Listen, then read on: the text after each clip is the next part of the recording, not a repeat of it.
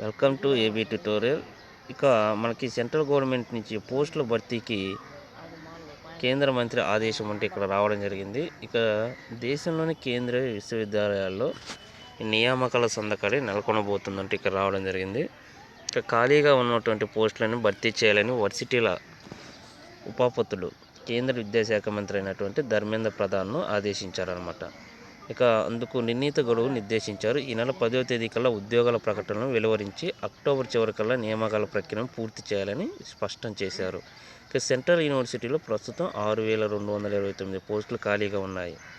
ఇక కేంద్రీయ విశ్వవిద్యాలయాల ఉపకులపతులతో నిర్వహించిన వీడియో కాన్ఫరెన్స్లో ఈ యొక్క విద్యాశాఖ మంత్రి గారు ప్రసంగించడం జరిగిందనమాట. అదేవిధంగా మాతృభాషకు అదనంగా ఒక విదేశీ భాష అంటూ కూడా ఇక్కడ రావడం జరిగింది. ఈ యొక్క ఐఐటి పరిశ్రమలతో కలిసి R&D ఫెయిర్ ఏర్పాటు చేయాలని కూడా ఈయన సూచించడం జరిగింది. ఇక నూతన విద్యా విధానం కింద భారతీయ భాషలకు అత్యంత ప్రాధాన్యం ఇవ్వాలని ఇక్కడ ఈ యొక్క సంబంధిత మినిస్టర్ వెల్లడించడం జరిగింది. ఇక మన విద్యార్థులకు మాతృభాషతో పాటు కనీసం ఒక విదేశీ భాషను నేర్చుకోవడాన్ని వ్యూహంగా కూడా వీళ్ళు రూపొందిస్తున్నట్టు ఇక్కడ రావడం జరిగిందనమాట.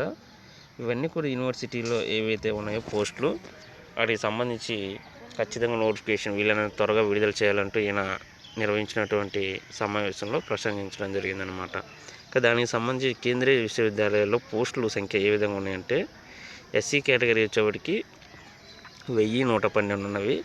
ఇక ST category 592, OBC category 1,767, EWS 805, దివ్యాంగుల కేటగిరీ 355.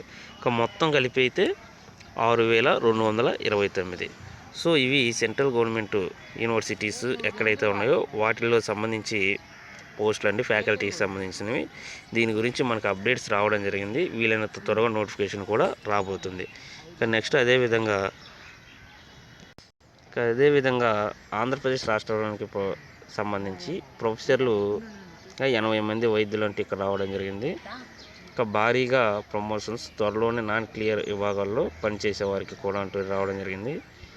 ఇక ఎన్నో సంవత్సరాలుగా ప్రమోషన్స్ కోసం వెయిట్ చేస్తున్నటువంటి వైద్యుల కళ ఎట్టకేలకు నెరవేరబోతుందంటూ ఒకే దఫాలో 80 మందికి పైగా అసోసియేషన్ ప్రొఫెసర్లుగా ప్రమోషన్ పొందారన్నమాట. ఇక ప్రభుత్వ వైద్య కళాశాలలో పనిచేసే వైద్యులకు ప్రొఫెసర్లు కావడం అనేది అత్యంత పోస్ట్ అనమాట, అత్యున్నతమైనది. దీనికోసం ఎన్నో ఏళ్ళుగా పనిచేస్తుంటారు వీళ్ళు.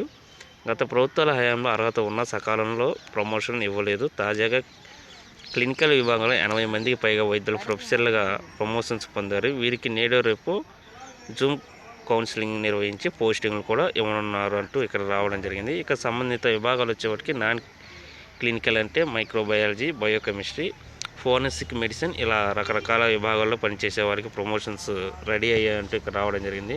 ఇక 2006 తర్వాత టీచింగ్ విభాగంలో పనిచేస్తున్న వైద్యులందరికీ 2020లో పిఆర్సీ వచ్చిందనమాట.